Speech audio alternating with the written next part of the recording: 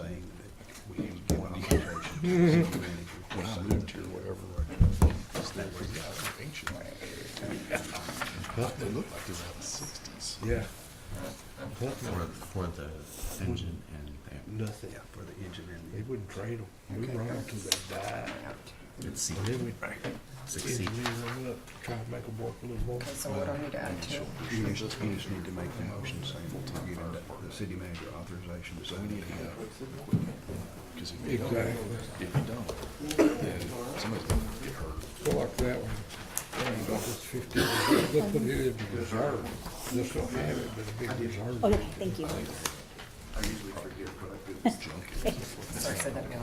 Is it? Authorize the city manager It's having that kind of problem, then you have to to sign the purchase The order. plan, I think, is to use the ladder truck For the engine and the, because it's gonna get here way before Yeah, these other things. stuff. Yeah. Engine and that's right. Yeah. I'm just, it doesn't matter. Not so way about. It's all city. Pretty wordy. This is just like replacing that They don't engine. live with fully healthy. Yeah. Yeah. Yeah. And even if they're sitting there, that's not good. That's what they brought us that EMT, right? So, Didn't they say I just 2 figured, every 15 years, if it's something big, just get rid of it, get another one. Yeah. I think Evanston's used to be 10-year rotation or 17. It's 20 now, I think. Yeah. So, I remember. we didn't talk about that in detail. But I bet we're on a, All right, I'm going to call this meeting of the Sweetwater City Council to order. I'm going to ask Assistant Chief Corey Stroman to give the invocation and Councilman McPherson to lead us in the pledges. All right, please pray with me. Lord, we come to you this morning, and we thank you so much for the beautiful weather that we have, for the rain that you've bestowed upon us here recently, and just thank you for the opportunity for us to be here this morning to conduct the business of this city, the wonderful city you've blessed us with.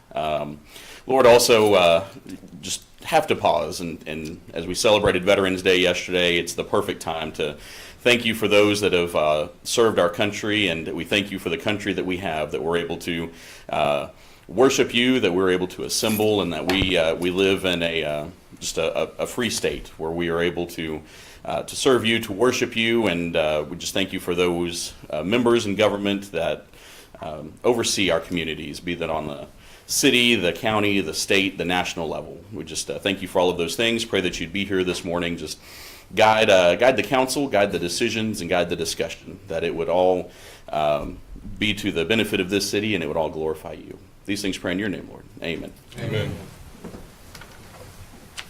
Please join me in the pledge. I pledge allegiance to the flag of the United States of America and to the republic for which it stands, one nation, under God, indivisible, with liberty and justice for all. Honor the Texas flag. I pledge allegiance to thee, Texas, one state, under God, one and indivisible.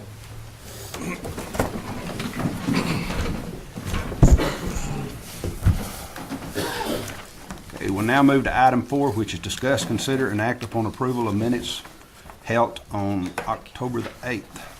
Make a motion, we approve the minutes. Second. All in favor? Okay, item number 5 calls for public input. At this time, anyone is allowed to speak on any matter other than personnel matters and/or matters under litigation for a length not to exceed 3 minutes. No council discussion or action may take place on the matter until such matter has been placed on an agenda and posted. Is there anyone who wishes to speak? Got 3 minutes. Gentlemen, my name's Ivan Lai. I am the one who took up the turbines and tumbleweeds event out of the Visitor Field. And so I thought I'd just give you all a brief summary of what we felt our performance was. Sorry. You good? You good? I'll give you all, I didn't make enough of these, and the quality is not.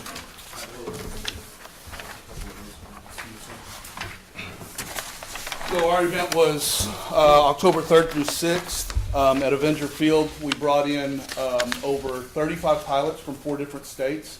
We actually had pilots registered from 2 other states and actually paid in advance to attend, but they didn't make it. Their loss. From a pilot standpoint, within our little section of the RC Jet community, it was considered an extreme success. It was most of the feedback on social media and in person was that it was the best event venue that they had ever been to. It's obviously wide open space on top of a hill where you couldn't hit anything if you tried.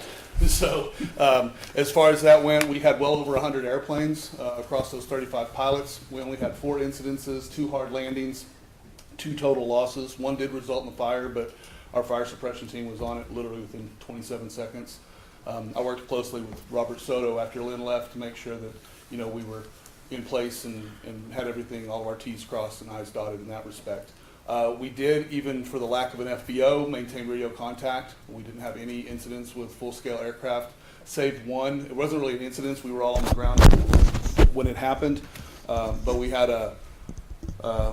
I don't think this was a pipeline pilot, it's a helicopter pilot, but it was, I think he was more like a hog hunter pilot, and he came in low and screaming across the field without any radio contact, and we were just like, where'd that guy come from? But fortunately, we were all on the ground when that happened, but everybody else seemed to be aware of the NOTAM, and like I said, we had no full-scale incidents whatsoever. I tried to put together a little bit of a highlight of what it looked like for us. From a club standpoint, as far as registrations, food donations, public raffle, pilot raffle. As you see in the photos on some of those pictures, we gave away to the public that attended, we gave away 3 ready-to-fly airplanes at noon, 1, and 2 o'clock in kind of increasing order of expense of the airplane. And then, of course, our expenses as it was from a club standpoint. I'm not really versed in economic impact for the community, but I did take a note of kind of what we spent as attendees. And so we had 39 room nights. I averaged those at about $84 a night. What we spent on dining across local, merchants and restaurants was about $2,500. And then, of course, what we spent on groceries and gas. Everybody had to fuel up their RVs and motor coaches as we went home. Of course, our impact on jet fuel at the event was probably pretty minimal considering some of the planes that come in and out there. But that's kind of what it looked like. I don't know what that means to the city, but I thought I'd give you a brief accounting of what that looked like. The only other thing I would like to ask is if the city feels like it was a good event, if they didn't have any, if they felt like we were good stewards of the facility, et cetera, I'd like to reserve the same weekend again next year and do it all again. So I would ask that maybe you put that on your agenda to vote next month. If you have any questions, I'll be happy to answer. Cool. Thank you. Probably needs to get with the chamber or with you on having it next year. Okay. Thank you. What was that? Can you stay in prayer? Yeah, no, I'll stay.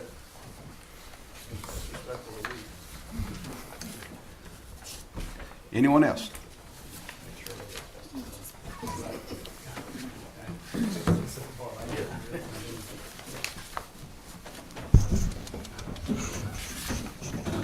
Good morning. My name is Jason Kittleson, 607 West 6th Street, Sweetwater, Texas.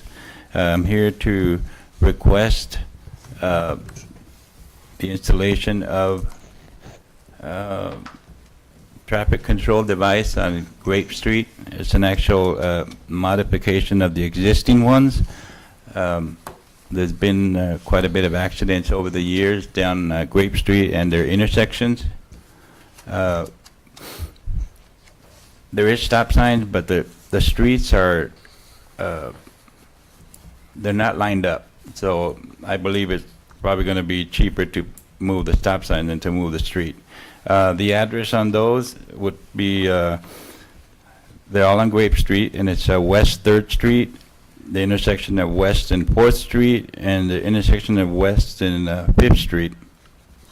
I did speak to the manager of the city, and he directed me to go to Murrah Street, where they have a city office there, and I spoke to a gentleman there, and I put in a request, but I didn't, get an answer. So I'm coming here to see if you guys could possibly look to see if maybe something is possible to do that. It's a pretty dangerous intersection, especially the one on 3rd and Grape. Thank you. Thank you. Thank you, sir.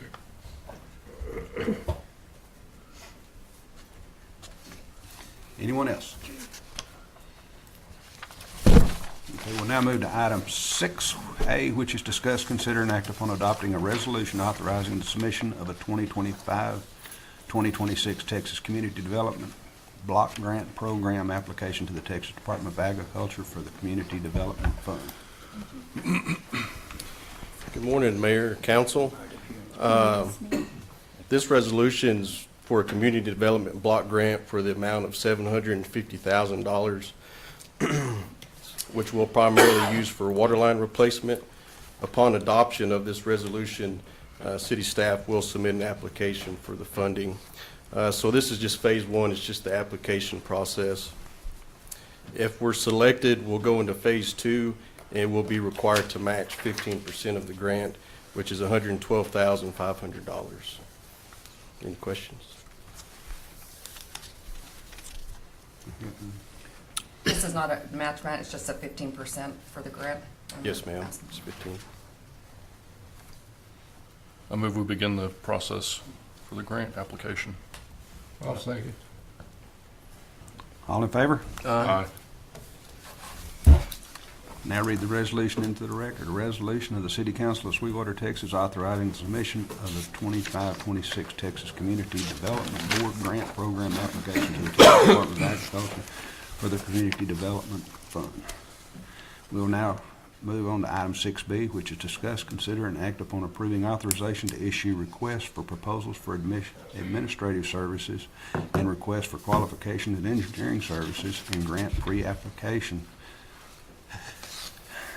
of application and implementation services for Texas Community Development Grant Program for 25-26 Community Development Fund, as administered by the Texas Department of Agriculture. So this is part of that community development block grant. So once the city gets selected in phase one, this will give city staff authorization to go out for RFPs and RFQs for administrative services and engineering services. Any questions? Make a motion, we approve the authorization to issue request for proposal for administrative services. Second. All in favor? Aye. Motion carried and approved. Now move to item 6C, which is discuss, consider, and act upon purchase of an engine pumper apparatus and ambulance for Sweetwater Fire Department. Morning. Morning. Thank you all for this opportunity to discuss some of the things going on with our fire department and allow you to be a little more informed on some of our apparatus issues that we're having, as well as a possible proposal to help fix some of these issues. So our main point of discussion is going to be talking about the 2025 Spartan pumper, as well as the 2025 Horton ambulance that we're proposing to purchase. Nope.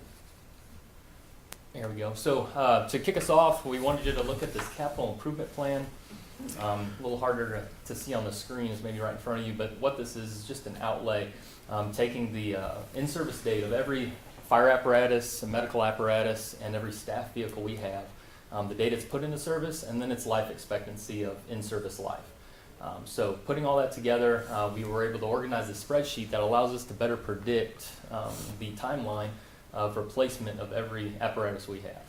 So if you look at that top line item for engine number 2, it's our 2008 Freightliner. That's our workhorse of the fire department. That's the engine that's going to go to every structure fire and act as the main pump for every structure fire. So it's truly important that this really be top-notch piece of equipment that's able to do everything we ask it to do on the scene of an emergency. So it was actually due for replacement April of 2023. So we're kind of at that point to where can't go back and then get that truck 2 years ago, but we can come to you today and ask that we start moving forward with replacing this apparatus, as well as that first blue line item at the top on Medic 1. This was our primary ambulance for a very long time, and now it is also due for replacement back February of 2024. So utilizing this capital improvement plan will allow us to better see when these apparatus need replaced, so we can better budget for them ahead of time. So 3 years in advance, start setting aside some funds so that we can kind of stay ahead of this process and we don't fall behind. But right now we're at the point where we just really need to catch up and then implement this plan to where we can start moving forward with a good solid system to budget accordingly. When we're talking about this timeline of 10 years in service, 15 years in service, these numbers were from the manufacturer's recommendations, but also the NFPA. So NFPA standards for fire apparatus is that they recommend that an apparatus more than 15 years old that's still maintainable and serviceable be placed as a reserve apparatus. And that's kind of our goal here as well, is that once we do get engine 2 replaced, that we can get engine 2 repaired to where it is able to operate as a reserve apparatus as well. And they put these recommendations in place just because of not only the safety features that come out, but over time, 15 years of frontline fire apparatus is expected to have a lot of breakdowns, and we just don't want to take on that risk with personnel relying on this engine heavily when going into a structure. But we've also found that 15-year estimation is very accurate, because around that 14 to 15-year mark is when we started noticing failures with our pump, foam system, electrical issues, which brought to light that it's a very accurate number, and we do need to kind of stay ahead of it and make sure that we're ready to replace these apparatus at that 15-year mark when they're ready. So our apparatus proposal is, first of all, we'll take a look at that 2025 Spartan pumper. Apparatus price is coming in at just over $1.5 million. So we can kind of do a further price breakdown on that to show how those prices have increased significantly, not just in the last year, but ever since COVID, those prices have gone up quite a bit. This apparatus is something that would be custom built for the Sweetwater Fire Department and designed by the SFD apparatus team. So what that means is lieutenants, battalion chiefs, training officers have gotten together as an apparatus team and designed a piece of apparatus that specifically fits the needs for the Sweetwater Fire Department, because we are a unique department. We're not just a station that covers 10 to 15 square miles. We cover all the almost 920 square miles of Nolan County, and this apparatus has to be equipped to do everything we ask it to do in the event of any kind of an emergency within our county. But with this apparatus price of $1.5 million, it also includes $200,000 of loose equipment. So that's $200,000 in addition to a $1.3 million apparatus that brings it to that 1.5. So it includes $200,000 of loose equipment. That includes ladders, SCBA air packs, spare bottles, tools, thousands of feet of hose, as well as even your jaws and cutters, hydraulic tools that we would need on a rescue as well, because we like these apparatus to be equipped with everything we would possibly need in the event of an emergency. So that's including all of the equipment, so that the day this apparatus rolls into the Sweetwater Fire Department, it's ready to be put into service that same day. So it'll be turnkey, ready to go. There is a 2-year lead time on this apparatus. So from the time we place that order, we're looking at approximately 2 years before it can roll into the station and be ready to put into service. So that brings us to why we're here today, is so we can kind of expedite this process, kind of get these trucks ordered as quick as possible so they can start being an asset to our community. Second piece of apparatus is that 2025 Horton ambulance. So we're currently looking at several different apparatus here, but so far of the ones we've looked at, these seem to be kind of the most reliable and fit our needs. These would be also custom built for the Sweetwater Fire Department and designed by our apparatus team. These include all the upgrades and safety features, disinfecting systems within the ambulance, as well as all the safety features of the retractable seat belts that allow personnel to reach the patients while we're moving and transporting patients and not having to unbuckle in order to deliver care.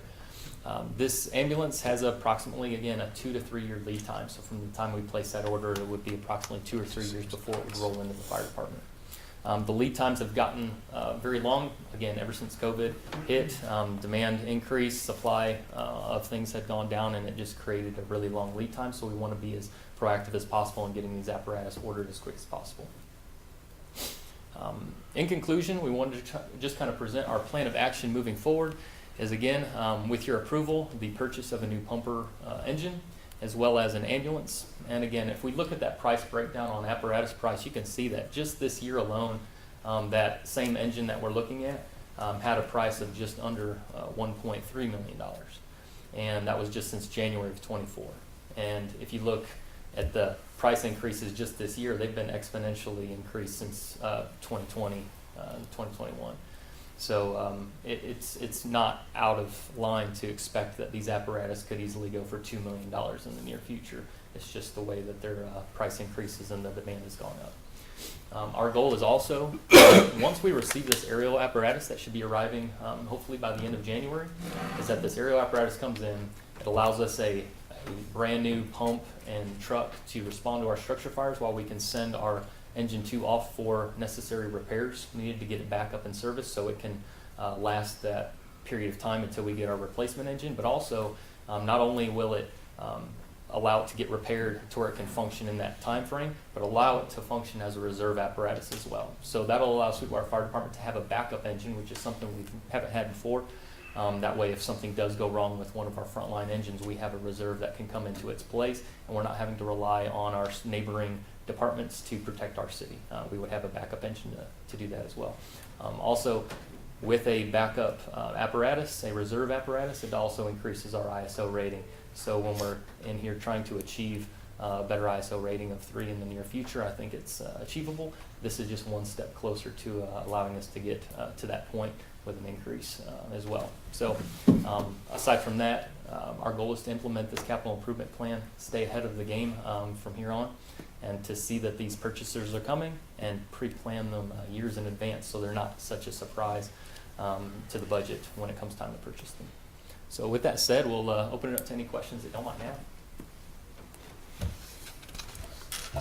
Any questions? No. I make a motion to authorize the city manager to sign purchase order for the pumper engine and new ambulance. Second.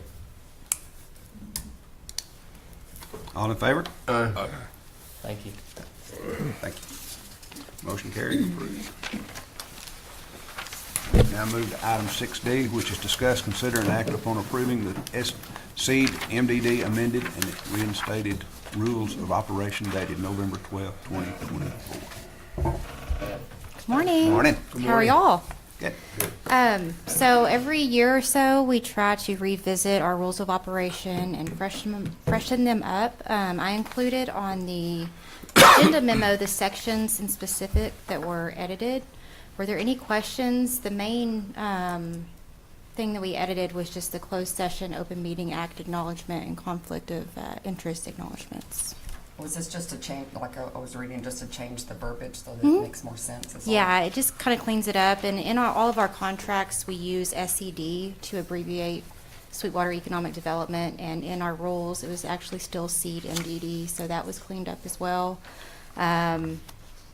Some acknowledgement stating that the mayor and city manager are ex officio members, but just because they're ex officio members doesn't mean that they can't serve as actual, I guess, official board members, since we have the city manager sitting on our board as well. Any questions? No? I didn't have any. This was approved back October 14th by the MDD Board of Directors. So,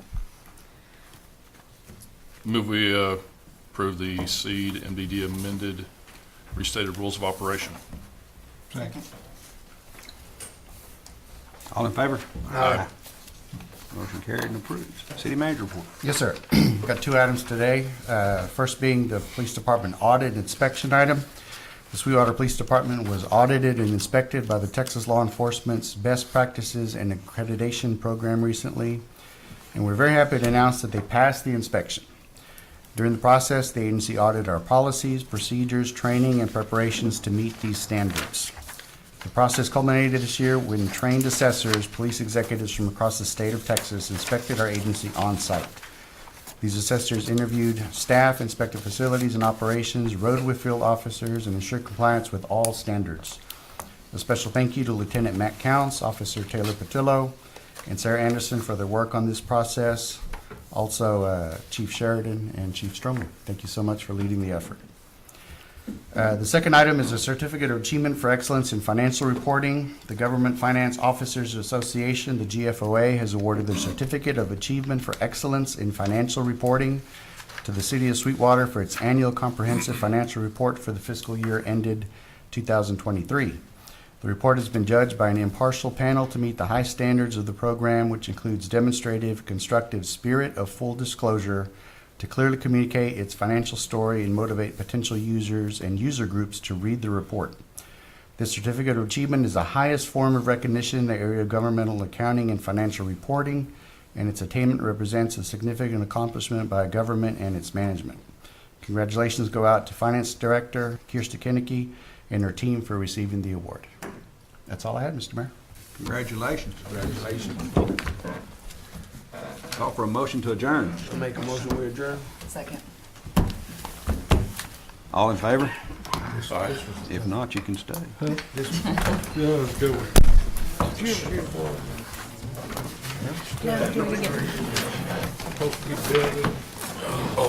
I wish they gave it sooner.